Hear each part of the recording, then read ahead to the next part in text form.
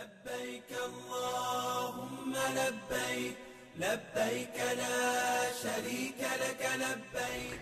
لهذه الرحلة، هذه الرحلة المباركة التي سوف تتم إن شاء الله تعالى الأسبوع القادم بحول الله تعالى وتوفيقه.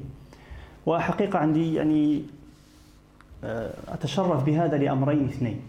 أما الأمر الأول لأنه الحديث عن مكة وعن المدينة والحديث عن العمرة جزء مني.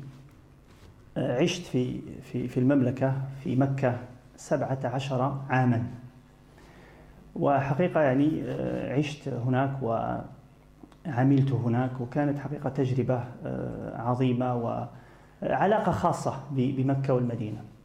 ولذلك الحديث عن هذا حقيقة حديث أيضا عاطفي وغيره. الأمر الثاني حفظكم الله يتعلق بأنكم موفقون لمثل هذه الرحلة. علاش؟ لأن النبي عليه الصلاة والسلام زف إليكم بشرى. هذه البشرى يقول النبي عليه الصلاة والسلام: الحجاج والعمار وفد الله، دعاهم فأجابوه ودعوه فاستجاب لهم. الحجاج والعمار اللي كيحجوا ولا اللي كيعتمروا فهم وفد الله، يعني ضيوف الله. وهذا معنى عظيم. تصور لو أن ملكا من الملوك أو رئيسا من الرؤساء أو عظيما من العظماء يدعوك إلى بيته ويدعوك إليه، مش تشعر بالفرح والسرور والغبطة وأنك مفضل على غيرك. فهذا المعنى معنى عظيم. ويقول النبي عليه الصلاة والسلام مبينا أن الجزاء من جنس العمل: دعاهم فأجابوه. الله تعالى دعاكم فأجبتم دعوته، فالنتيجة والجزاء أنكم إذا دعوتم الله استجاب لكم.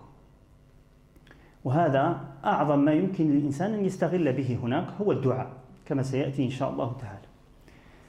فهذه البشرى البشرى عظيمة، والله تعالى ميزك وفضلك على كثير من الخلق. شحال الناس عندهم الفلوس، عندهم الوقت، عندهم الصحة، وما ربي ما وفقهمش باش يختاروا هذا الاختيار وباش يمشيوا لذاك المكان المبارك ويختاروا هذه الرحلة من كثير من الخلق. فهذا فضل. الإنسان لابد أن يستحضر هذا المعنى، أنه الله تعالى وفقه.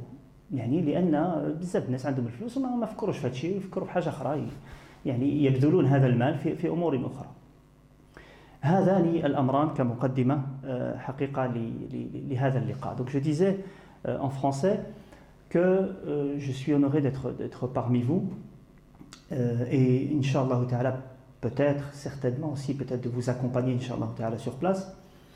Et je suis toujours très touché de parler de ce sujet-là, de ce voyage particulier, pour deux raisons. La première, c'est qui est très personnelle, c'est que j'ai une relation particulière avec la Mecque et Médine, puisque j'ai vécu à la Mecque 17 ans. Et donc, beaucoup d'émotions, beaucoup d'histoires, beaucoup d'anecdotes, beaucoup d'expériences, qui m'ont fait sur place, là-bas. La deuxième raison, elle concerne le fait d'être parmi vous. Et le prophète alayhi salam vous annonce une bonne nouvelle. Cette bonne nouvelle, c'est que le prophète alayhi salam dit dans un hadith que ceux qui font la umrah et qui font le hajj, ce sont les hôtes d'Allah, ce sont les invités d'Allah subhanahu wa ta'ala. Il les a appelés et ils ont répondu à cet appel et ils ont invoqué Allah subhanahu wa ta'ala, et Allah subhanahu wa ta'ala a répondu à leurs invocations. Donc ce hadith fait partie des grands mérites du pèlerin. Le pèlerin est l'hôte d'Allah subhanahu wa ta'ala, l'invité d'Allah subhanahu wa ta'ala. Et c'est un sens qui est très profond. Si l'un d'entre nous est invité chez un roi, chez quelqu'un d'important de ce monde, comment se sentirait-il choisi, meilleur que les autres, chanceux, etc., etc. que dire que d'être l'hôte d'Allah subhanahu wa ta'ala, Rabbus samawati wal ard, le créateur des cieux et de la terre, celui qui subvient à toutes ses créatures. Et Allah, le prophète alayhi salam nous dit pourquoi ce sont les hôtes d'Allah, parce qu'Allah subhanahu wa ta'ala, c'est lui qui vous a invité à cet endroit. Et on va en parler, incha'Allah ta'ala. Et vous avez répondu à cet appel. Et la récompense, en retour, elle est que vous invoquez Allah subhanahu wa ta'ala, Allah subhanahu wa ta'ala répond à vos invocations. Donc quand tu invoques Allah subhanahu wa ta'ala sur place, là-bas, Allah subhanahu wa ta'ala répond à ton invocation. Et ça, c'est un point important auquel il faudra faire attention et en profiter un maximum. On a tous des envies, on a tous des demandes, on a tous des soucis. Eh bien, c'est le moment d'oublier tout ce qu'il y a derrière soi et de s'en remettre à Allah subhanahu wa ta'ala. Et Allah subhanahu wa ta'ala est proche et répond à l'appel de celui qui l'invoque. إذن هذا الموضوع إن شاء الله تعالى سوف نتحدث بشكل سريع جدا إن شاء الله تعالى وما ليش نتكلم في طريقة الزيارة ولا طريقة العمرة نخلي هذا الكلام هذا حتى نوصل تما إن شاء الله تعالى لأن بداية الرحلة إن شاء الله تكون بداية من المدينة ثم إلى مكة فنخلي الحديث عن الزيارات من الناحية العملية حتى نوصل تما إن شاء الله تعالى ولذلك سأركز حديثي بإذن الله تعالى عن المقصد العام يعني كيف يمكن أن نستغل هذه الرحلة التي هي في الحقيقة قصيرة جدا هي أيام معدودات هل كنتلاقاو اليوم غدا أن نودعوا بعضنا من نكونوا راجعين إن شاء الله تعالى فالأيام هكذا تمضي بسرعة فائقة واللبيب وصاحب العقل وأولو الألباب هم اللي كيستمتعوا بهذاك الوقت اللي كيفوتوه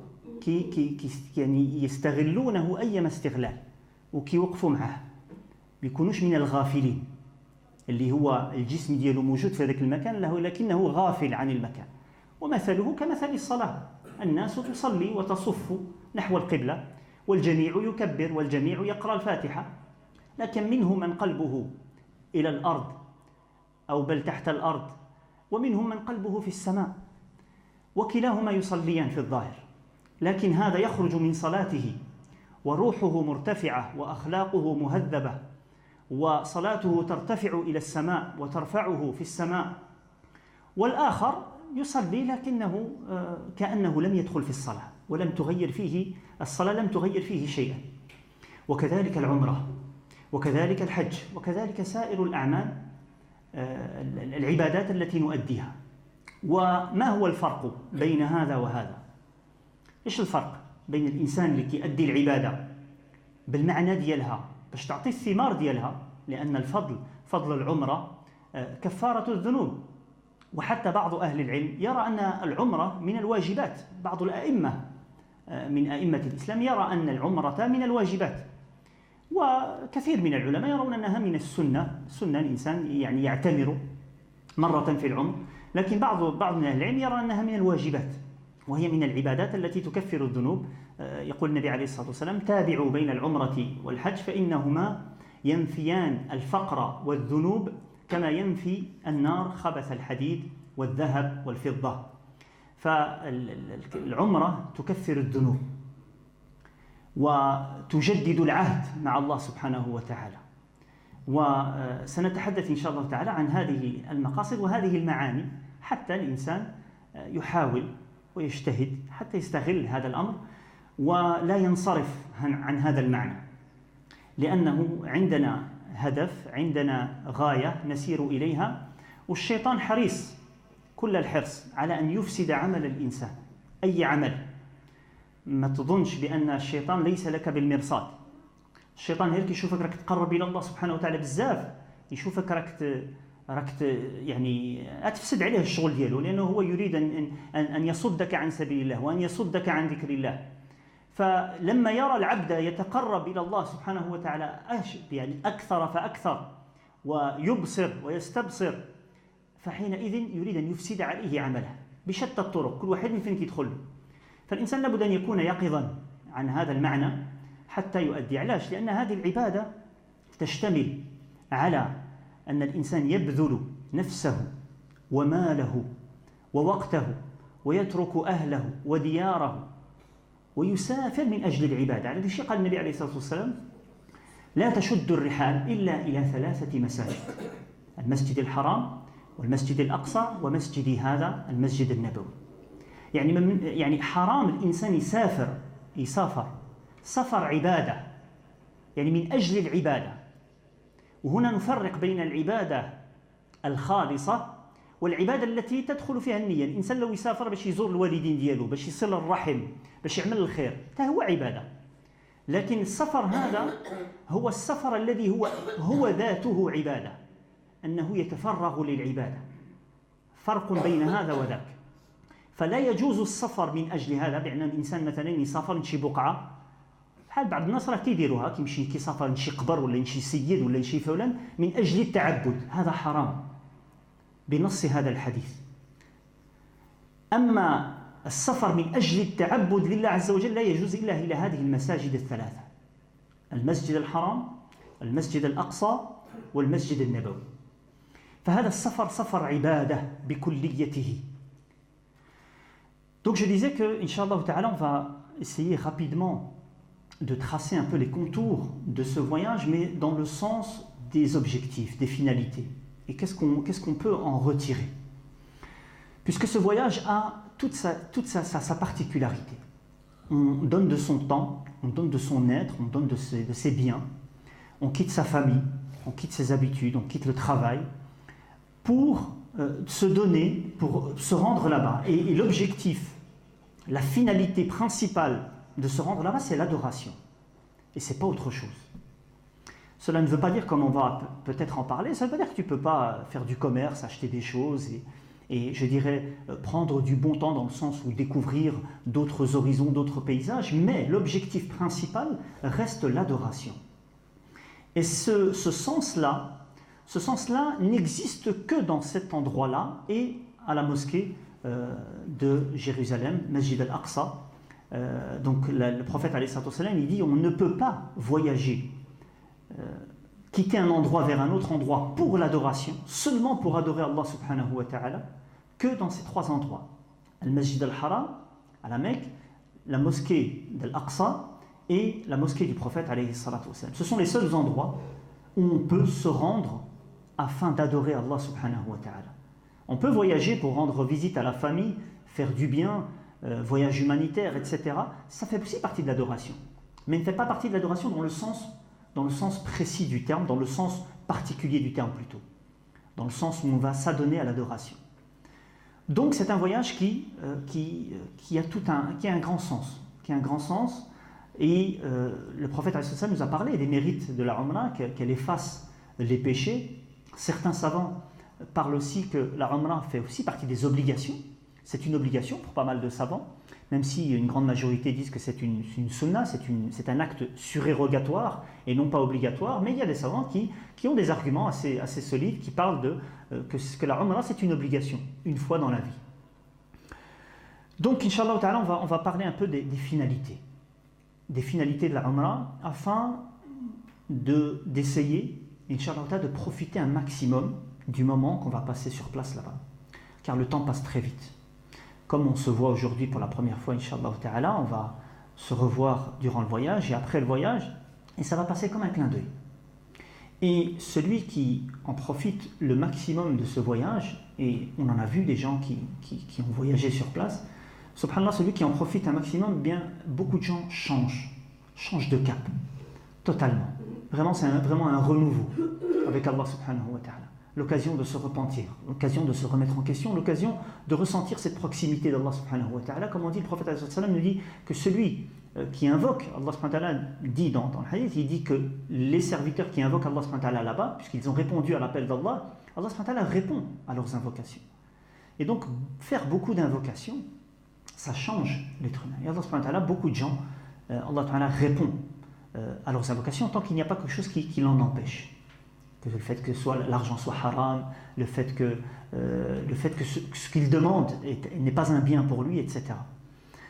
Donc, profiter un maximum, c'est parler, se rappeler, partager avec vous quelles sont ses finalités, qu'est-ce qu'on doit garder à l'esprit tout le temps sur place إن شاء الله تعالى. إذن الحديث عن مقاصد العمرة يعني في نقاط معدودة إن شاء الله تعالى. المقصد الأول والأخير والأعظم هو تحقيق العبودية لله عز وجل. كلنا عبيد لله سبحانه وتعالى، وغايتنا في هذه الحياة هي تحقيق العبودية لله سبحانه وتعالى. وتحقيق العبودية هو الاستسلام لله عز وجل، استسلام بالحب وبالذل. يعني غاية الحب مع غاية الذل، أن الإنسان يستصغر نفسه أمام الله، وهذا الافتقار إلى الله. يا أيها الناس أنتم الفقراء إلى الله والله هو الغني الحميد. الله تعالى هو الغني، خلقنا ورزقنا ويدبر الخلق ويرزق هذا ويمنع هذا ويرفع هذا ويذل هذا ويميت هذا ويحيي هذا. فالله تعالى خلقنا من أجل العبادة، هذه الحياة هذه كلها من أجل العبادة لله سبحانه وتعالى، ولذلك نحن مسلمون. وهذه العمرة هذه يعني تحقق هذا المعنى بشكل كبير جدا. يعني الإنسان منذ أن يدخل في الإحرام إلى أن يتحلل التحلل بعد العمرة ستلاحظ أنها كلها بهذا المعنى. لما الإنسان يدخل في النسك خصو يعمل النية.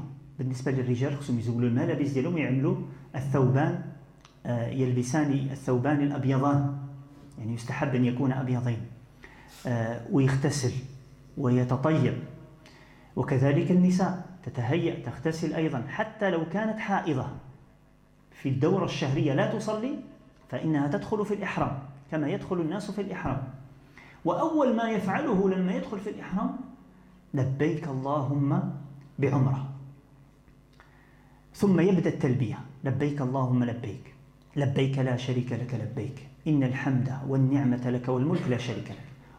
ويذكر هذا الذكر طول الطريق إلى أن يصل إلى مكة. من أين أتى؟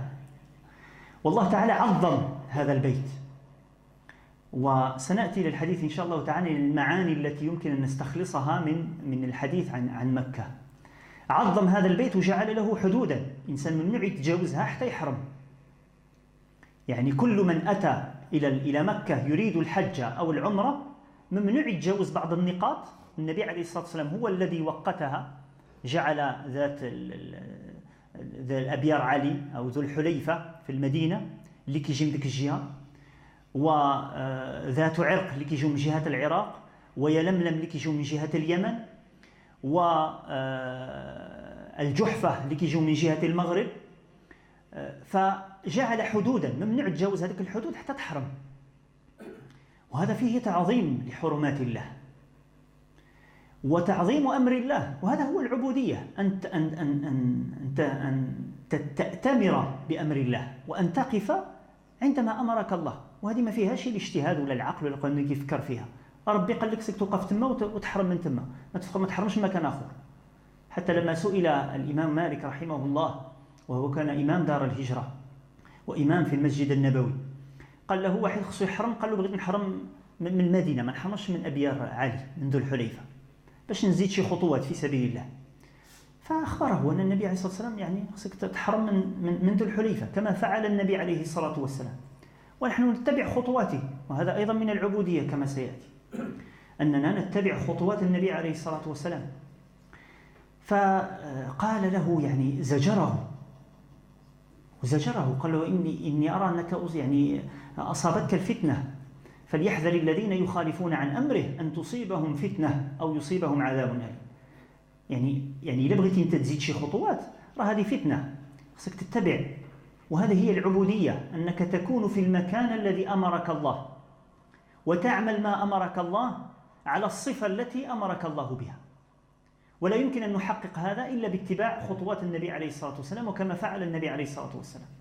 ولذلك لما حج النبي عليه الصلاة والسلام يعني جاء الناس من كل مكان. ماذا يقول جابر لما يروي الحديث؟ يقول كلهم يريد أن يأتم برسول الله. الجميع باغي يشوف كيفاش النبي عليه الصلاة والسلام كيعمل الحج. والنبي صلى الله عليه وسلم حج مرة واحدة واعتمر 4 عمرات. فتحقيق هذه العبودية يتبين بوضوح تام مع هذه الخطوة الأولى التي الإنسان لما يعني يدخل في الإحرام ويذكر هذا الذكر لبيك اللهم لبيك، يعني استجابة لأمر الله. إن الحمد لله عز وجل، بأن يذكر الله تعالى ويوصف بصفاته ويشكر على نعمه. إن الحمد والنعمة كل نعمة نحن نعيش فيها فهي من الله سبحانه وتعالى، وإن تعدوا نعمة الله لا تحصوها، وما بكم من نعمة فمن الله. إن الحمد والنعمة لك والملك. الله تعالى هو الذي يملك كل شيء وأعطى كل شيء ويمنع من شاء ويعطي من شاء. إن الحمد والنعمة لك والملك لا شريك لك. نعبد الله تعالى وحده لا شريك له، نعلق قلوبنا بالله عز وجل وحده لا شريك له. هذا المعنى هو الأساس في العبودية، وهذا يعني الإنسان كيتربى عليه في العمرة، كيتربى عليه في العمرة، لأنه يذكر هذا الذكر كما قال النبي عليه الصلاة والسلام، يعني كما كان يفعل النبي عليه الصلاة والسلام طول الطريق مهما يعني قدر ما يستطيع. والرجال يرفعون صوتهم بهذا، والنساء تسمع نفسها إلى أن يصل إلى مكة، ثم يتوقف ويبدأ الطواف والسعي، ثم يحلق أو يقصر. وهذا المعنى يظهر أيضا لما يطوف بالبيت. أول شيء يبدأ به يسلم على الحجر الأسود ويقول الله أكبر. Donc je disais que le premier sens qu'on retire de la Umrah, c'est le fait d'accomplir l'unicité d'Allah subhanahu wa ta'ala, le fait d'être serviteur d'Allah subhanahu wa ta'ala. Ça nous rappelle ce sens de manière très pratique. Et ce sens, c'est le sens de la vie, c'est le sens de l'islam. Le fait de se soumettre à Allah subhanahu wa ta'ala, soumission dans un sens très positif. Dans le monde dans lequel on vit, on va absolument nous le présenter comme étant quelque chose de négatif, de soumission, d'aliénation, mais tout au contraire, c'est une soumission qui ouvre la porte vers la vraie liberté. Le fait de n'être soumis qu'à Allah subhanahu wa ta'ala, notre créateur, celui qui subvient à nos besoins, celui qui nous a créés à partir de rien, celui qui nous donne, celui qui gère cet univers. Se soumettre à Allah subhanahu wa ta'ala, cette soumission, elle est très remarquée durant la Umrah et même durant le Hajj. اش أذن المغرب ولا باقي؟ أذن المغرب ولا باقي؟ سي احنا نصلي ان شاء الله اذا. اي نعم. سي سفيان محمد خير. محمد il est là. Soufiane, on doit prier حبيبي. On doit prier ان شاء الله. كيف؟ طيب فين؟ هنا. طيب donc je termine cette partie en français puis inchallah on prie. Donc je disais que ce sens, c'est le sens le plus important en réalité qu'on peut retirer de la Umrah. Le fait, depuis qu'on rentre en état d'ihram, donc quand on rentre en état d'ihram, la première chose qu'on fait c'est se préparer. Et comme je vous ai dit, on ne parlera pas de l'aspect, je dirais, très pratique, très technique, jusqu'à ce qu'on arrive sur place, que ça soit encore frais dans les esprits, Inch'Allah ta'ala. Un jour ou 2 jours avant de partir en Umrah, on en parlera de tout ce qu'on doit faire de manière pratique. Ici, ce qui nous intéresse, c'est le sens. Et c'est ce qui est très important. C'est très important de se rappeler le sens, et puis de se rappeler la manière dont on va le faire. Et on doit le faire de manière correcte, c'est aussi important. Mais le faire de manière correcte, dans l'apparence, et le cœur n'est pas présent, ça ne sert à rien non plus. Et c'est la même chose durant la prière. Donc je disais l'exemple de la prière, tous les gens se mettent en direction de la Qibla, ils ont tous fait leurs ablutions, ils font tous la takbirat al-ihram, ils lisent tous les Fatiha, mais entre ceux qui prient, ils sont dans le même rang, ils sont les uns à côté des autres, mais ils sont très différents auprès d'Allah subhanahu wa ta'ala. Chacun, qu'est-ce qu'il retire de cette prière? Il y a des gens, leur prière les élève vers le ciel, elles changent leur comportement, ils en retirent vraiment les fruits et la finalité vraiment de la prière, et il y en a d'autres, la prière comme il est rentré, comme il est sorti. Et même dans un hadith où chacun, qu'est-ce qu'il en ressort de sa prière? Il y en a qui en ressortent à 100%, il y en a qui en ressortent à 50%, un peu plus, un peu moins. Chacun, qu'est-ce qu'il retire de sa prière? Et la Umrah, c'est exactement la même chose. Les gens sont nombreux, et vous allez les voir. Mais qui est celui qu'Allah subhanahu wa ta'ala accepte et qui est celui qu'Allah subhanahu wa ta'ala accepte? Seul Allah subhanahu wa ta'ala sait.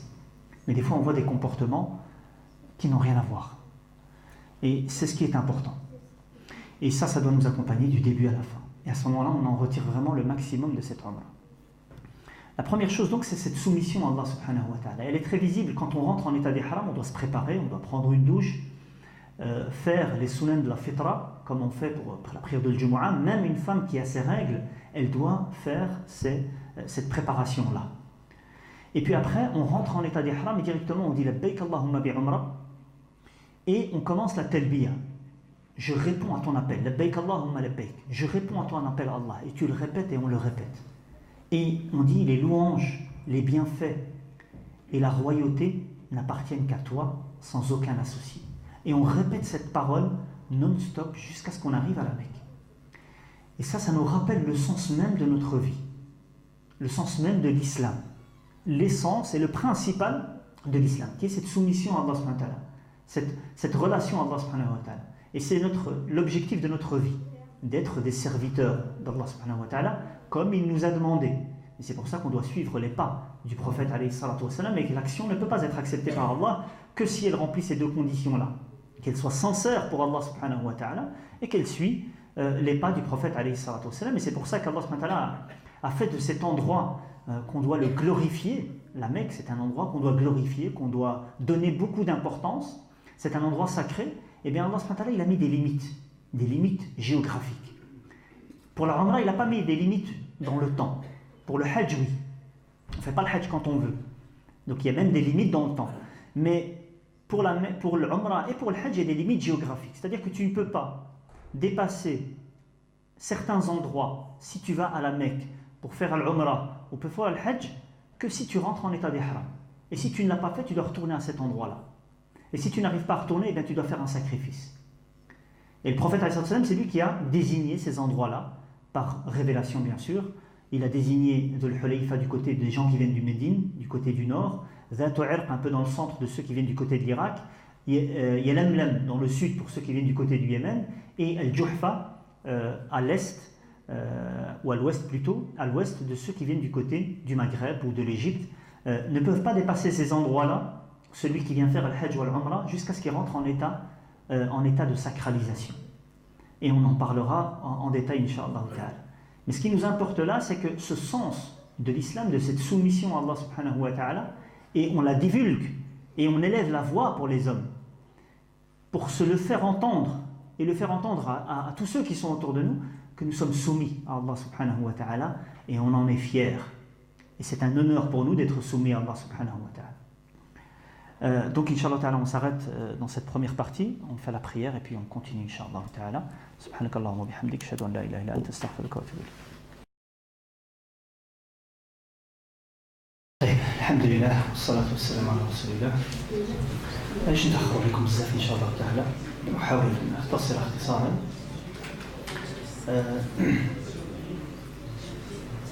هناك معنيان أمران عظيمان يخصان مكة، أيضا المدينة طبعا لها فضائلها سنتحدث عنها إن شاء الله تعالى هناك، لكن الحقيقة مكة لها خصوصية عظيمة.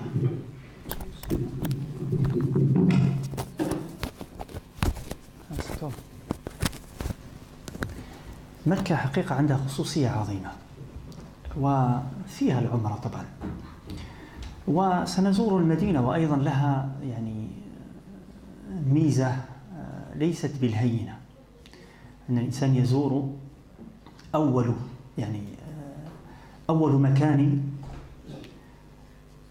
طبق فيه الإسلام بكليته بشموله، مجتمع أنشئ على الإسلام، كان أول مجتمع إسلامي بالكامل هو المدينة. فالذي يهمنا هنا أن مكة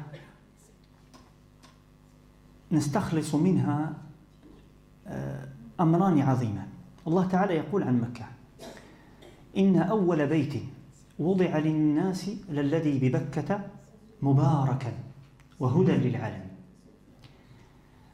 وهذه الخاصيتان خاصة بمكة، مع أنه البركة المدينة موجودة فيها أيضا. النبي عليه الصلاة والسلام كما دعا إبراهيم لمكة أن تكون مباركة وأن يبارك فيها وفي لحمها ومائها، دعا النبي عليه الصلاة والسلام للمدينة ضعفين، وهذا أمر ملموس. وهناك خصائص عموما، خصائص لمكة وخصائص للمدينة، لكن مكة عندها خاصيتان أخصهما بالذكر هنا. الأمر الأول اللي كان نستفدوا منه في مكة، طبعا نحن لما نصل إلى مكة إن شاء الله تعالى سنطوف بالبيت 7 ونسعى بين الصفا والمروة، ونصلي قبل ذلك خلف مقام إبراهيم، ونسعى بين الصفا والمروة، ثم نقصر أو نحلق بالنسبة للرجال، والنساء يقصرن على الصفة إن شاء الله تعالى التي سنذكرها. هذا المكان هذا يعني هو مكان كما قال الله تعالى مباركا وهدى للعالمين. ما هي هذه البركة وما هي هذه الهداية التي هي في الأخير الحقيقة هي التي نبحث عنها لما نذهب إلى ذلك المكان؟ هو نبحث عن هذا. من بركة هذا المكان أنه الصلاة فيه ب100,000 صلاة، الصلاة الواحدة. وجمهور العلماء على أنها في سائر مكة داخل حدود مكة، وهذه الحدود الثانية. كاين الحدود اللي ممنوع تجاوزها وانت على غير إحرام، إلا كنت ماشي مكة ولا المدينة خصك تحرم منهم. والحدود الثانية هي حدود الحرم، باش تعرف كيف أن الله تعالى عظم هذاك المكان.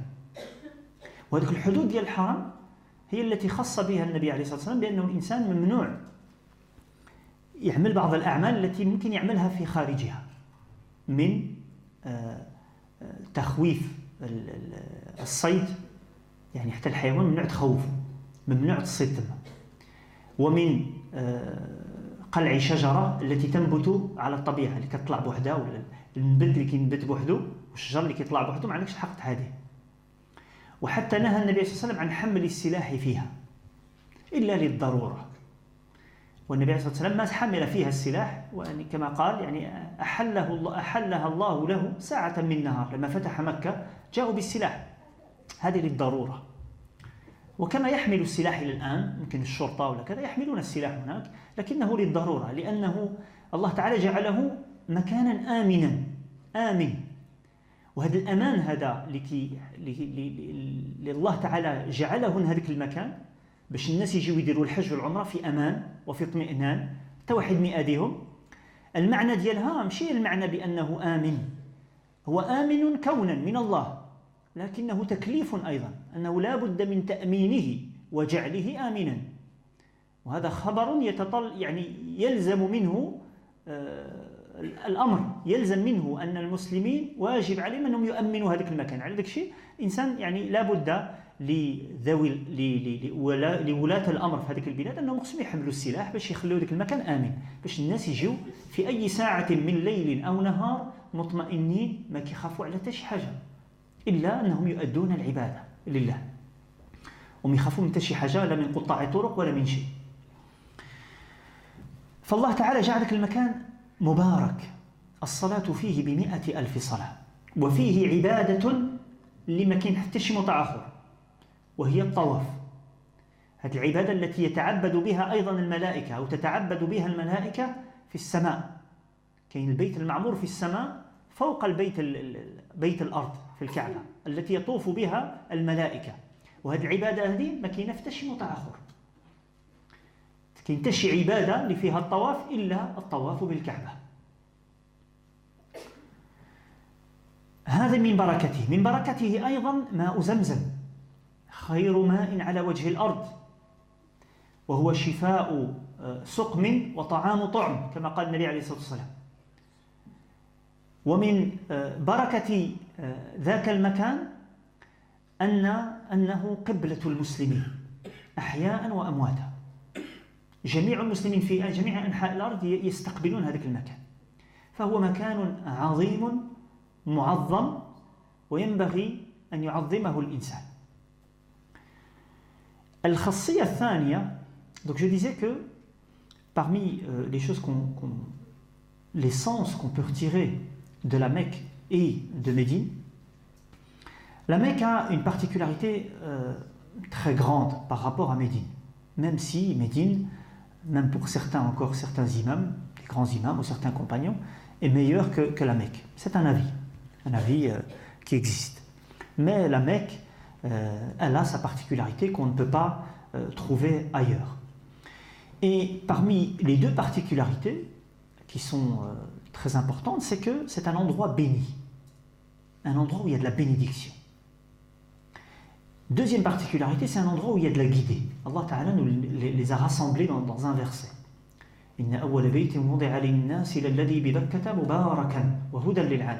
Allah Ta'ala en a fait un endroit béni et un endroit de guidance ou de guidée pour le monde entier. Et on va y venir. Un endroit béni, il y a la maison, Al-Kaaba, ce cube qu'Allah subhanahu wa ta'ala a décidé qu'il soit construit à cet endroit afin que les gens viennent accomplir le pèlerinage, que ce soit un endroit de quiétude, un endroit où les gens viennent rechercher la miséricorde d'Allah, viennent rechercher le repentir, viennent se recueillir, viennent adorer Allah subhanahu wa ta'ala. Comme les anges dans le ciel, ils ont aussi une Kaaba autour de laquelle ils font le tawaf, comme nous a dit le prophète alayhi salatu wassalam.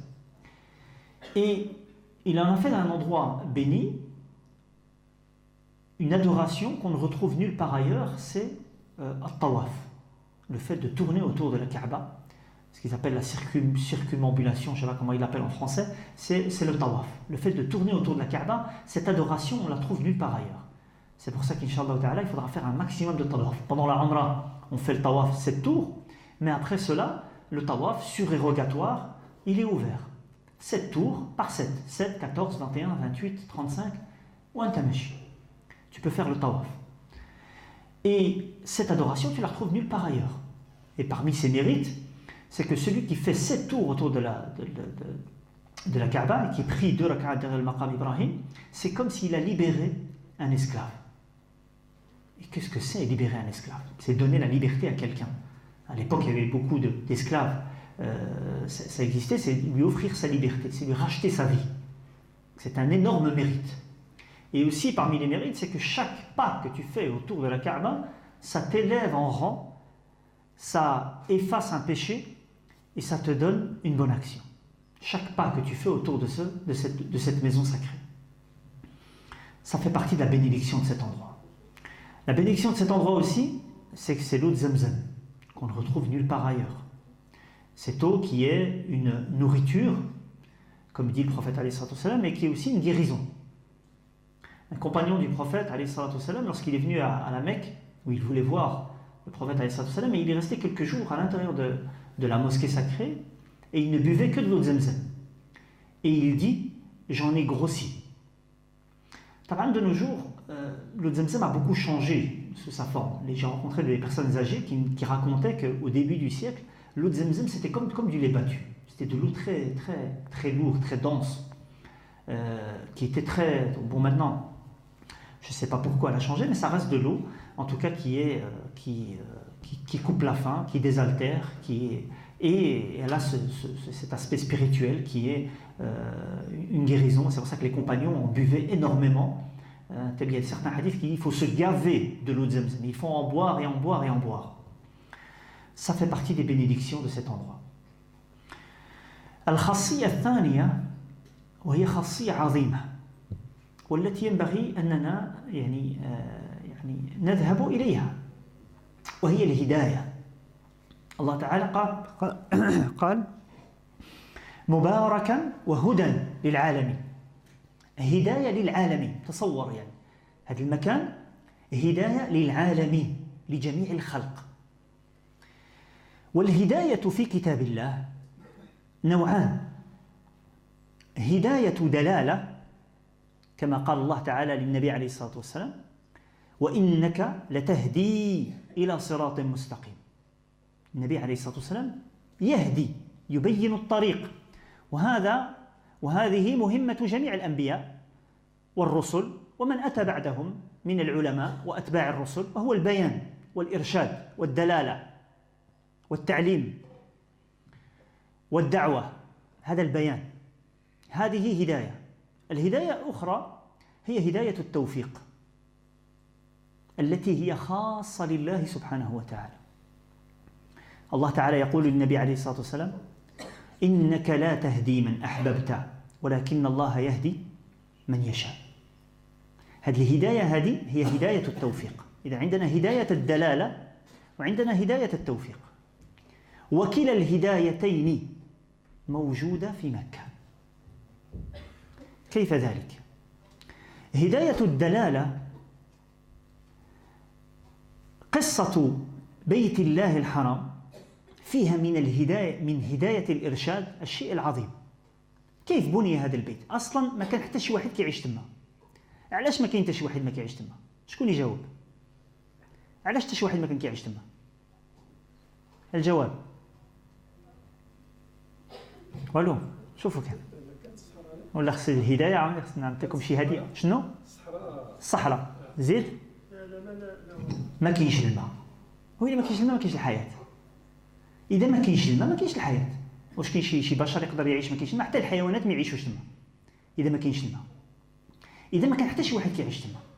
لما جاء إبراهيم عليه السلام مع زوجته هاجر وتركها هناك بأمر الله، ومعها الرضيع إسماعيل الرضيع، وذهب وتركهما هناك. كان معها شيء من الماء وشيء من الطعام. انتهى الطعام وما بقى حتى شي حاجه. وهي كانت يعني تقول لابراهيم وهو ذاهب يكاد يخلو فيه، يعني اين تتركنا؟ تقول له، تقول اين تتركنا؟ وابراهيم لا يرد عليها حتى علمت بان الامر. قالت له: الله امرك؟ واش ربي هو اللي قال لك تخلينا هنا؟ قال: نعم. ماذا قالت؟ من يعرف ماذا قالت؟ قالت: اذا لا يضيعنا. التوكل على الله سبحانه وتعالى. وماذا سيحصل بعد هذا التوكل؟ أليس هذا هداية عظيمة؟ يعني قال: إذا لا يضيعنا. ماذا حصل بعدها؟ كانت يعني تسعى بين الصفا والمروة، وجعلها الله هذه الحركة، هذه المرأة هذه مع هذا الرضيع اللي معها اللي كان كيتلوى بالجوع، فهي تجري وتصعد على الصفا لتنظر هل واش كاين شي واحد، وتنزل وتجري ثم تذهب إلى المروة لتنظر هل في أحد، هل هناك يعني شيء من الحياة، حتى نزل جبريل عليه السلام. هذا الحركة ديال هذه المرأة هذه جعلها الله عبادة في الحج إلى قيام الساعة. هذه الحركة هذه المرأة هذه جعلها الله ركنا من أركان العمرة وركنا من أركان الحج. إن الصفا والمروة من شعائر الله، فمن حج البيت أو اعتمر فلا جناح عليه أن يطوف بهما، ومن تطوع خيرا فإن الله شاكر عليم. يعني هذه العبادة من هذه المرأة هذه، الحركة كانت كتعملها باش تشوف واش كاين شي واحد، حتى نزل جبريل وضرب بعقبه أو بجناحه فخرج ماء زمزم.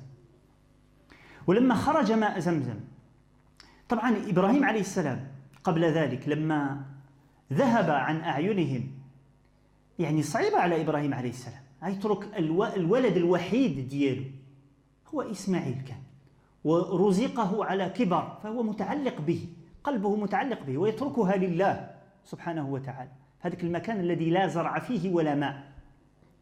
فيدعو الله تعالى مستقبل القبلة: ربنا إني أسكنت من ذريتي بواد غير ذي زرع عند بيتك المحرم ربنا ليقيموا الصلاة فاجعل أفئدة من الناس تهوي إليهم وارزقهم من الثمرات لعلهم يشكرون. يعني دعا الله تعالى بأمرين: أن يأتي الناس إلى هذاك المكان، مش يجي وصفي، لا، إني أسكنت من ذريتي بواد غير ذي زرع عند بيتك المحرم ربنا ليقيموا الصلاة فاجعل أفئدة من الناس تهوي إليه. الناس يجيوا بغير حساب، هذا مر هذا، وهاد الناس اللي كيجيو من تما يعني حتى en français c'est déferlé on va y arriver يعني الناس كيجيو هذا مور هذا وارزقهم من الثمرات. فربي رزق هذيك المرأة وهذاك الغلام وهذاك المكان اللي ما كان فيه حتى شي حياة، رزق الماء فجاء الناس يسكنون، ثم أتى الناس للحج وأصبح تجبى إليه ثمرات كل شيء. الرزق ديال الدنيا كامل كيوصل نتما، لأنه كل شيء كيجي نتما، العالم كامل كيجي نتما بلا دعاية بلا حتى شي حاجة، حتى واحد ما كيجبر الناس يمشيو نتما، كل شيء الناس يعني من عهد إبراهيم عليه السلام وحتى في عهد أهل الشرك والمشركون قبل بعثة النبي عليه الصلاة والسلام وبعد بعثته كان المشركون يحجون ويطوفون، طبعا حجا منحرفا لكنهم كانوا يطوفون، كانوا يقولون لبيك اللهم لبيك لبيك لا شريك لك إلا شريكا تملكه وما ملك، يعني كانوا يشركون بالله لأنه دخل الشرك في تاريخه، لكن بقي الناس تأتي من هذا المكان والرزق يأتي إلى هذا المكان من عند الله. هذه هداية إرشاد، إنسان يتأمل ويتدبر كيف أن التوكل على الله وتسليم الأمر إلى الله هذه نتيجته رزق من حيث لا تحتسب. Donc déjà, parmi les particularités de la Mecque que nous cherchons, et la Mecque a de nombreuses particularités, mais la Mecque elle a une particularité grandiose. La première, c'est la bénédiction, et on en a parlé. La deuxième particularité, c'est la guidance. Cette guidance, la guidée dans le Coran, elle est de deux sortes. Il y a une guidée qui veut dire montrer le chemin, éclaircir le chemin, dévoiler le chemin, l'expliquer. Et c'est le rôle de tous les prophètes. Allah subhanahu wa ta'ala dit du prophète alayhi salam, wa innaka la tahdi ila siratin mustaqim. Tu guides vers le droit chemin. Ça veut dire que tu l'expliques, tu orientes les gens.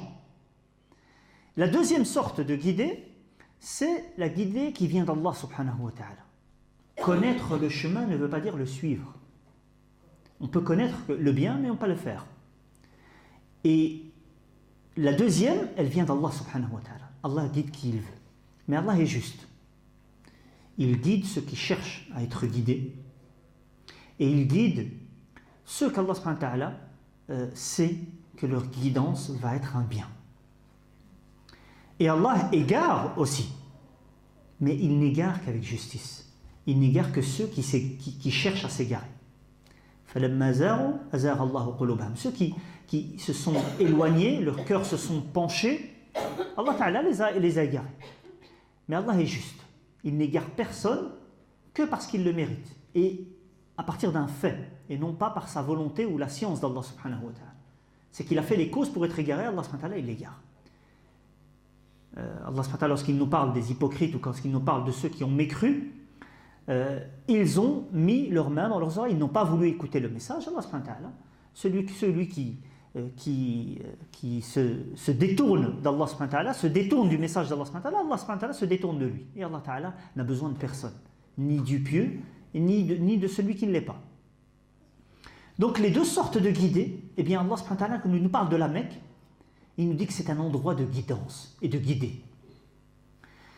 La première guidée qui est la guidée de réflexion, de chemin. Et on retrouve ça dans l'histoire de la Mecque. Il n'y avait pas de vie à la Mecque. Personne n'y vivait, tout simplement parce qu'il n'y avait pas d'eau. Il n'y avait pas l'ombre d'une vie. Et à tel point que les tribus, par après, lorsqu'ils sont venus, la première tribu qui était la tribu de Jurhum, ils sont venus parce qu'ils ont vu des oiseaux tourner dans la vallée de la Mecque. Et s'il y avait des oiseaux, ça veut dire qu'il y avait de l'eau. Donc Ibrahim alayhi salam, lorsqu'il est venu à cet endroit, il a laissé son épouse Hajar avec un enfant qui était encore un bébé, et il les a laissés sur place par ordre d'Allah subhanahu wa ta'ala, et il les a quittés, et Hajar suivait son mari et lui disait: comment vas-tu nous laisser ici où il n'y a personne, et il n'y a pas de nourriture, il n'y a pas d'eau, il n'y a rien, comment vas-tu nous laisser ici? Et Ibrahim ne répond pas. C'est difficile, c'était aussi difficile pour lui, il n'arrivait pas à répondre. Il ne répondait pas jusqu'à ce qu'elle a compris que c'est un ordre divin. Et lorsqu'elle lui a dit: est-ce que c'est Allah qui t'a ordonné? Il a dit oui. Et là elle répond une réponse, elle dit: si Allah t'a ordonné cela, il ne nous délaissera pas. Et c'est ce qui est arrivé. Et alors, lorsque Hajar reste là avec son fils, elle n'a plus de nourriture, plus à boire, qu'est-ce qu'elle fait? Elle court vers la première colline qui est à côté d'elle, c'est As-Safa, et elle regarde s'il y a quelqu'un, elle redescend et elle court vite jusqu'à ce qu'elle arrive à Al-Marwa et elle regarde s'il y a quelqu'un, et elle fait cela pendant 7 fois jusqu'à ce que Jibril alayhi salam est descendu et a frappé de son talon ou de son aile et l'eau de Zamzam a jailli. Et Jibril alayhi salam, qu'est-ce qu'il dit? Il dit après cela, لا تخافوا الضيعة. جبريل عليه السلام لما ضرب بعقبه أو بجناحه فخرج ماء زمزم قال لهم لا تخافوا الضيعة. هنا بيت الله يبنيه هذا الغلام وأبوه. ما تخافوش ربي يضيعكم. Donc Jibril lui vient encore confirmer et souligner le fait qu'Allah subhanahu wa ta'ala ne va pas les délaisser. Et qu'à cet endroit, il y aura une maison qui va être construite par cet enfant et par son père.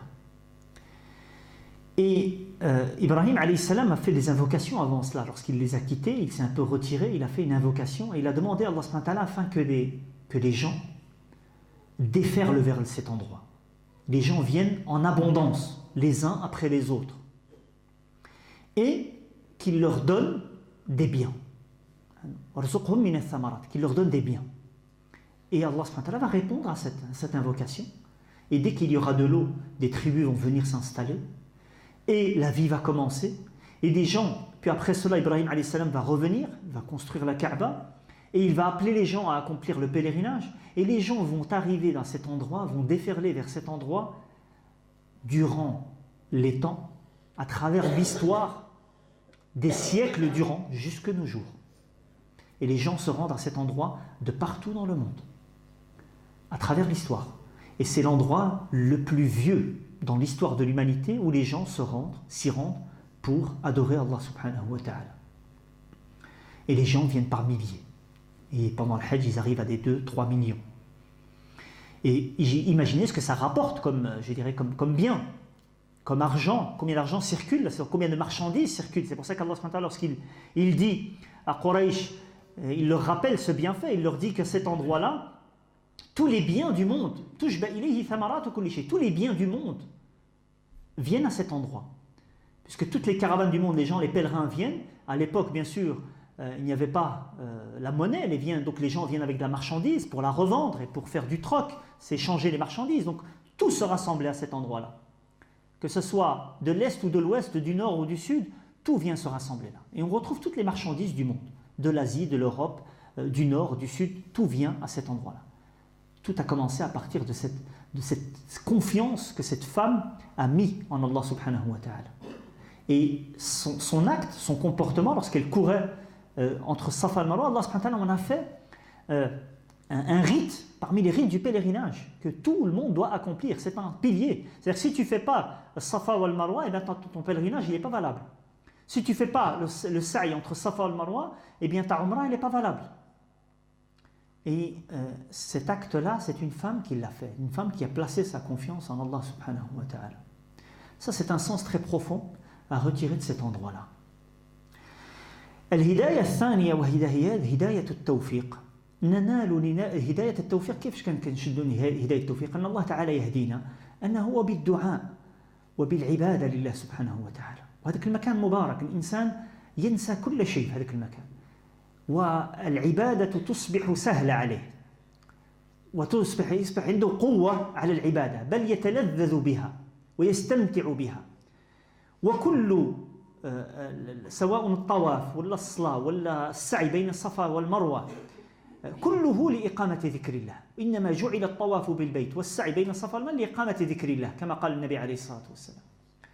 وبهذا ننال هداية التوفيق بالدعاء بالتعبد لله سبحانه وتعالى. وإن حصلت لنا الهدايتان فهذا هو الهداية الكاملة وهو المطلوب وهو الذي نطلبه في كل صلاة. اهدنا الصراط المستقيم. فهناك يعني بركة وهداية وأمن، يعني جميع الأسباب الشرعية موجودة للإنسان يرجع إلى الله سبحانه وتعالى ويستقيم على أمر الله تعالى.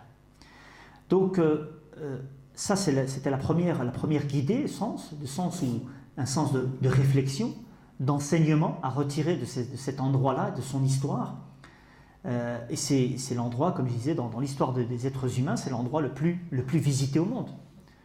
Qu'on nous apporte n'importe quel autre endroit, que ce soit dans n'importe quelle religion, il n'y a pas d'endroit où des gens viennent adorer Allah.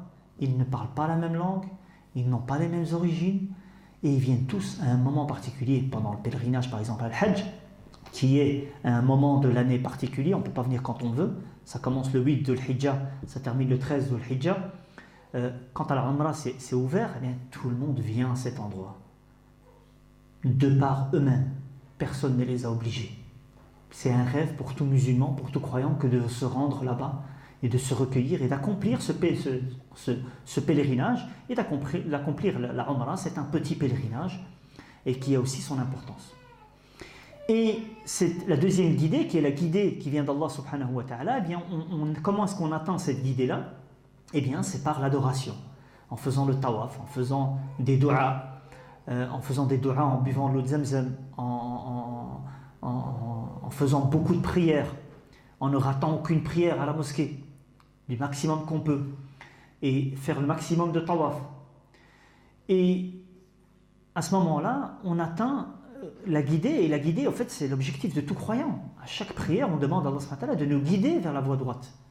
Et cet endroit-là, il rassemble toutes les guidées. C'est la guidée, que ce soit au niveau de l'enseignement, des leçons à retirer de l'histoire de l'endroit, et de la guidée qu'on a par l'adoration, par l'invocation d'Allah subhanahu wa ta'ala. أختم إن شاء الله تعالى حتى لا أطيل عليكم ببعض الأمور من الناحية العملية. طبعا كما قلت وأشرت سابقا بأن الشيطان حريص على أن يفسد عمل الإنسان، والناس كثير. حتى يعني كان أحد الصحابة يقول لعمر بن الخطاب، أظنه عبد الله بن عمر، قال في الحج طبعا، قال الحج كثير. قال لعمر تعجب الناس بزاف كيمشون تما، فقال له عمر، قال له الركب كثير، أما الحج الله أعلم، الحج قليل لكن الناس بزاف. صحيح الناس كيديروا العمرة بزاف، لكن شكون هذا اللي كيأدي هذه العمرة كما ينبغي في الظاهر والباطن، في الخطوات التي يقوم بها والزيارة اللي يعملها في المدينة أيضا، وفي داخله بإخلاص وبتذلل وافتقار إلى الله سبحانه وتعالى، ويستفيد من وقته. هذا قليل من العباد، وقليل من عبادي الشكور، وسترون هذا بأعينكم. فعموما يعني لما تختارون الذهاب إلى هناك وتختارون أن الإنسان كيمشي في الفندق مزيان، ويعني كيحاول يكون يعني في بيئة مميزة، لأنه العبرة لما الإنسان كيمشي كيدي لوتيل 4 إيطوال ولا 5 إيطوال ولا كذا، لأنه باش يكون مرتاح، ماشي باش يبقى محصل في الفندق تما في الفراش وياكل ويشرب. الماكله والشرب موجوده هنايا، والفراش ديالك حسن داك الفراش هذا. لكن العبره ان الانسان بعد العباده يرتاح في الفندق، ولكن الغايه هو التعبد لله سبحانه وتعالى. الانسان خصو يجتهد تما، خصو يتعب، لكن ملي يدخل الفندق بعدك يرتاح، وهذا هو الغايه. فالانسان يختار رحله مميزه، رحله فيها الراحه ويدفع عليها الفلوس، وفيها الماكله داخله فيها في الفطور، ما نعرف سي كوا سي بتي ديجوني سولمون ياك، دونك الفطور داخله فيها باش يرتاح، باش يؤدي العباده، لكن هي ليست الغايه. فالانسان ما يبقاش حاصل في هذيك القضيه هذه، هذاك حقك انت دفعتي الفلوس من داك الشيء، لكن الغايه هي اداء العباده، وهذاك الوسيله هذيك باش تكون مرتاح فيها، وليس حراما عليك. ليس حرام ان الانسان يستمتع وانه يكون مرتاح، هذا مطلوب من لا ضرر فيها، اللي ربي وسع عليه وسع على نفسه، ما فيها حتى شي حاجه، لكن الغايه هي تحقيق العبوديه والاستفاده من تلك العباده. هناك امر اخر. Donc je disais que donc ça c'est un peu près, on a fait un peu les contours vraiment très dans les grandes lignes de l'objectif à atteindre, de la finalité de cette umrah. Et tout ce qui vient autour, l'organisation, un bon hôtel, des bons transports. Tout cela, c'est un moyen. C'est un moyen pour atteindre cet objectif-là. Et donc, il ne faut pas rester bloqué dans les moyens et oublier l'essentiel, et oublier la finalité. Ce n'est pas quelque chose d'interdit de chercher d'avoir un bon hôtel, d'être reposé quand on rentre chez soi, de bien dormir, de bien se nourrir, afin d'adorer Allah subhanahu wa ta'ala de la meilleure des manières. À partir du moment où quelqu'un, Allah subhanahu wa ta'ala lui a donné les biens de ce monde, à quoi il sert cet argent si ce n'est pas pour bien l'utiliser et pour adorer Allah subhanahu wa ta'ala. On cherche toujours le meilleur pour nos vacances quand on va en vacances, pourquoi ne pas chercher le meilleur quand on va adorer Allah subhanahu wa ta'ala? Ce n'est pas quelque chose de mal, mais ça reste un moyen. Ce n'est pas l'objectif final. Et je disais que le shaitan, il a une finalité. Nous, on a une finalité, et le shaitan en a une autre. Et Allah subhanahu wa ta'ala nous a éprouvé par le shaitan et par notre nafs. Et donc le shaitan a comme objectif de nous éloigner de l'objectif, de nous éloigner de la finalité, par différents moyens, et chacun par où il lui rentre. Et le shaitan toujours, c'est pour ça qu'Allah subhanahu wa ta'ala nous a bien mis en garde à plusieurs reprises, que le shaitan est un ennemi. Et quand tu sais que tu as un ennemi, il faut prendre garde. Et il faut prendre les armes qu'il faut pour se prémunir, pour se protéger des ruses des shaitans et des stratagèmes de shaitan. Et le shaitan, il a des étapes. Il essaye de mettre en péril toute l'action, s'il peut. S'il peut mettre en péril toute l'action, toute l'adoration, c'est son objectif ultime. S'il n'arrive pas, il va essayer de la mettre en péril par d'autres moyens, en faisant... Certaines personnes font n'importe quoi dans l'adoration. Ils font ce qu'ils ne doivent pas faire. Ils font des actes... par exemple, je n'ai pas d'exemple précis, je ne sais pas moi, il veut faire le tawaf 8 fois, ou la 9 fois, où il invente une manière d'adorer Allah subhanahu wa ta'ala. Chacun, qu'est-ce qu'il peut ajouter, où il va prier dans des endroits où il ne faut pas prier. Il va prier entre Safa ou le Marwa, par exemple. Il va commencer à faire des choses qui ne sont pas justes, alors qu'il croit faire du bien. Et ça, c'est une ruse de shaitan encore plus subtile. Parce que tu as l'impression que tu fais du bien, alors que tu es à côté de la plaque. Car on doit suivre les pas du prophète alayhi salatu wassalam. L'adoration n'est pas... on ne peut pas, dans toutes les adorations, comprendre le sens. Comprendre le sens. L'adoration, c'est de suivre ce qu'Allah subhanahu wa ta'ala a ordonné. Contrairement à la législation, ce qui est interdit, ce qui est haram, ce qui est halal, souvent on connaît la cause. Parce qu'il y a l'analogie dans Sharia, c'est le qiyas. C'est pour ça qu'on peut interdire certaines choses, par exemple. Allah Ta'ala a interdit par exemple l'alcool. Pourquoi? Parce que l'alcool te met en état d'ébriété, tu n'as plus ta raison. Donc tout ce qui t'amène vers cet état-là devient interdit, comme les drogues. Même si on n'a pas une preuve particulière dans le Coran ou dans la Sunna qui interdirait les drogues. Mais si l'alcool est interdit, donc tout ce qui rend en état d'ébriété est interdit aussi. Parce qu'on comprend pourquoi l'alcool a été interdit. Et c'est le cas pour la législation. L'intérêt, l'usure et toute la législation, on connaît le sens. Mais l'adoration, comment on va connaître le sens? Pourquoi est-ce qu'on fait 4 rak'at? Pourquoi al Maghrib on doit faire 3 rak'at? Pourquoi on doit faire tawaf 7 fois? Pourquoi on doit commencer al Hajar al-Aswad et le terminer al Hajar al-Aswad? Pourquoi on doit rentrer en état d'ihram à un endroit particulier? Ça, c'est la soumission à Allah subhanahu wa ta'ala. Il y a une sagesse derrière, mais on ne peut pas forcément la comprendre. Allah subhanahu wa ta'ala, des fois, fait découvrir à certaines personnes certaines sagesses, et il y a des sagesses, mais elles ne sont pas intelligibles, compréhensibles, elles ne sont pas claires, on ne peut pas le comprendre. Donc, on suit les pas du prophète alayhi sallam. Et ça fait partie de notre soumission à Allah subhanahu wa ta'ala. On s'en remet à Allah subhanahu wa ta'ala. On enlève nos vêtements, pour les hommes, on doit se mettre en état d'ihram. Pourquoi? Le sens, bien sûr, global, on peut en retirer un sens, c'est un sens de rupture, un sens de soumission à Allah subhanahu wa ta'ala. De faire une rupture avec nos habitudes. On a toujours l'habitude de mettre ce qu'on veut, de s'habiller comme on veut, de se couper les cheveux, de se couper les ongles, etc. Allah subhanahu wa ta'ala nous a appris à ce moment-là, quand tu rentres en état d'ihram, tu arrêtes tout ça. Tu fais attention à tout ce que tu fais. Un self-control de soi-même. C'est fini. Tu dois pas te parfumer, tu ne dois pas couper tes cheveux, tu ne dois pas couper tes ongles, et tu dois te mettre en état d'ihram pour les hommes 2 étoffes sur toi. Point à la ligne. Et pour les femmes aussi, elles s'habillent comme d'habitude, elles mettent leur hijab comme d'habitude, mais elles ne peuvent pas non plus couper les ongles, couper les cheveux, etc. On en parlera, Inch'Allah, quand on sera là-bas. Mais voilà, il y a un sens global, c'est ce sens de rupture, de soumission à Allah subhanahu wa ta'ala. Et donc, Shaitan, j'en reviens, c'est que Shaitan essaye de faire rentrer des choses à certaines personnes pour mettre en péril leurs actions. Et il a d'autres étapes beaucoup plus subtiles quand il n'arrive pas à mettre en péril toute l'action, quand il n'arrive pas par le côté des adorations inventées ou des choses qu'il ne faut pas faire, il va venir te diminuer dans ton intention ou te rendre paresseux par rapport à certaines adorations. Al-Muhim, il veut diminuer le maximum de bien que tu peux en retirer de cette action-là. Et ça, c'est l'objectif final que le shaitan a avec les croyants. C'est que s'il n'arrive pas à te faire délaisser une action, s'il n'arrive pas à mettre en péril l'action si tu l'as fait, il va essayer de la diminuer, il va essayer que tu en fasses le moins possible, il va essayer que si tu vas faire 2 bonnes actions, il va faire ça en sorte que tu fasses celle qui rapporte le moins, etc. Et c'est très subtil. Et donc on doit faire attention, étant donné qu'on part en groupe, on est environ 150 personnes si mon information est juste, ça ne va pas être facile.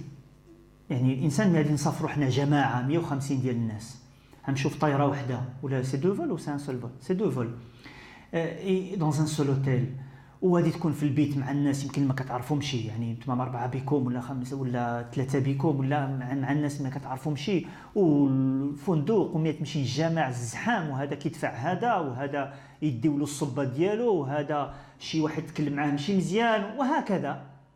هادشي كامل راه ماشي سهل، على بالك الاجر اجي وتشبر مغفره الذنوب هكذا مجانا؟ لا.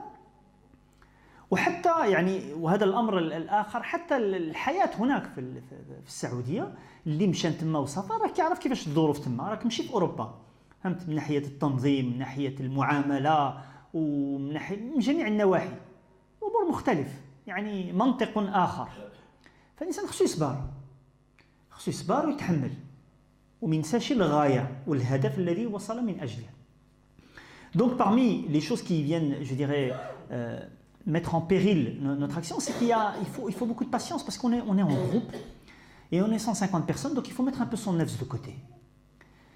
Et il faut se supporter.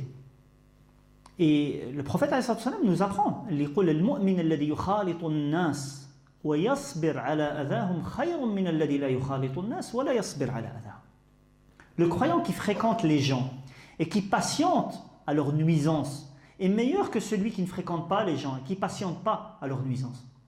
Ce hadith nous apprend que si tu fréquentes les gens, si tu te mélanges aux gens, c'est qu'il va y avoir de la nuisance.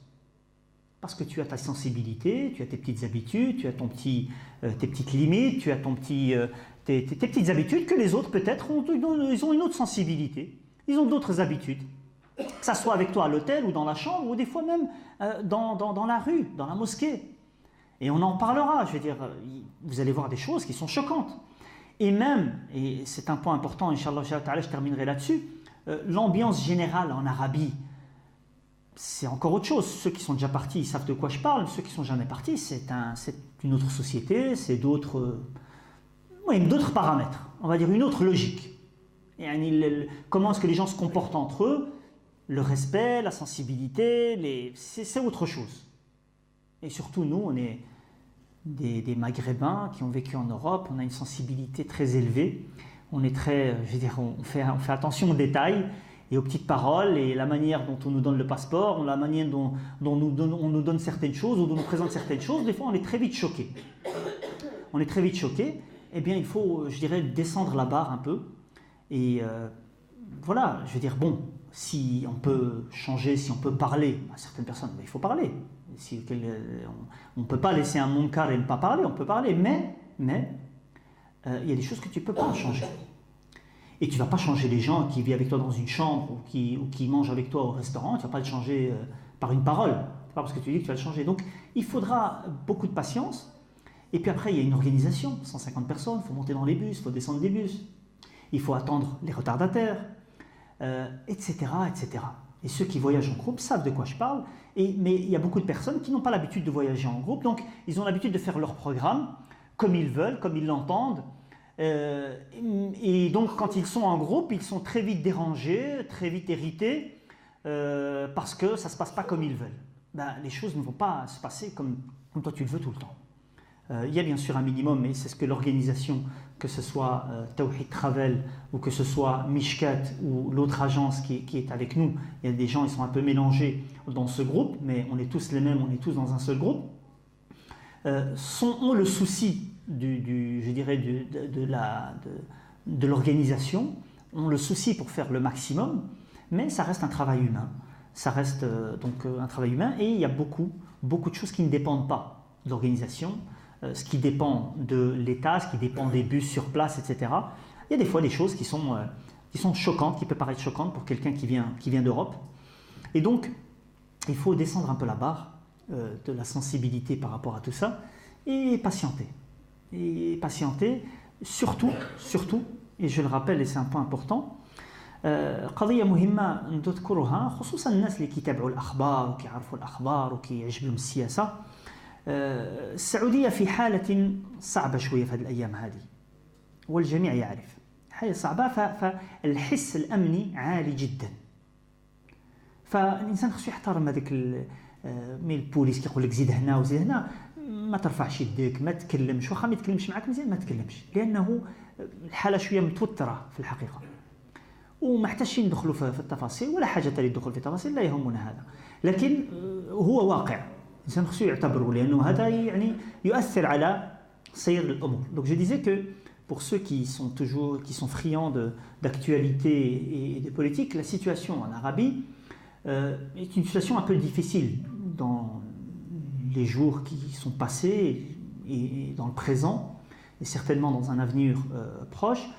Il y a une certaine tension. Il y a une certaine tension qui est palpable pour ceux qui ont cette sensibilité-là. Et donc, l'aspect de la sécurité en Arabie est très élevé ces derniers temps. Très très élevé. Et il ne joue pas avec ça. Et donc, quand un policier, quand l'organisation vous dit d'aller par là, de ne pas faire ceci et cela, il ne faut pas rentrer en conflit avec qui que ce soit. Pas rentrer en conflit avec je dirais, les flics qui sont là-bas ou à la douane, etc. Même si des fois ils parlent mal, ils se comportent mal, on ne peut pas les changer. Mais en tout cas, ne pas rentrer en conflit parce que quand ils sont dans cette situation de tension, et il y a une situation de tension qui est palpable en Arabie, votre comportement qui peut être des fois, je dirais, peut être très mal interprété. Et on a déjà eu des histoires avec des gens, par exemple, un flic a poussé son père et alors le fils vient et repousse le flic. Ben ça c'est une faute grave qui est, voilà, tu as tort. Même si tu n'as pas, tu as tort. À partir du moment où tu touches à quelqu'un qui représente l'ordre, tu as tort. Et tu rentres en prison et c'est parti pour une histoire, pour pouvoir s'en sortir, etc. Et de nos jours, la situation est encore plus tendue. Et je n'en dirai pas plus, et vous n'avez pas besoin de plus en réalité, mais donc c'est un paramètre qui est important à savoir, Inch'Allah ta'ala. إذن أكتفي بهذا القدر إن شاء الله تعالى. من ناحية التنظيمية نخلي الأخ سفيان يتكلم معكم من ناحية لي جروب لي باسبور إتسيتيرا. إن شاء الله تعالى نكون معكم خلال السفر كاملا بإذن الله تعالى حتى النهاية ونحاول إن شاء الله تعالى يكون الوضع يعني جميل ومرتاح وكلنا إخوة وكلنا سواء نحقق الهدف الذي أتينا من أجله ونصبر بعضنا ويصبر بعضنا على بعض لأننا نحن بشر والبشر خطاء فالإنسان فيه قصور ولا بد فإنسان يصبر بعضنا على بعض حتى تمشي الأمور بسهولة إن شاء الله تعالى ونرجع سالمين غانمين ونصل سالمين إن شاء الله تعالى ونؤدي هذه العبادة على أحسن وجه بإذن الله تعالى وهذه هي الغاية التي وصلنا من أجلها. Donc je conclue là-dessus Inch'Allah ta'ala. Tout ce qui est aspect de l'organisation, je vais laisser Soufiane vous parler de cela Inch'Allah ta'ala.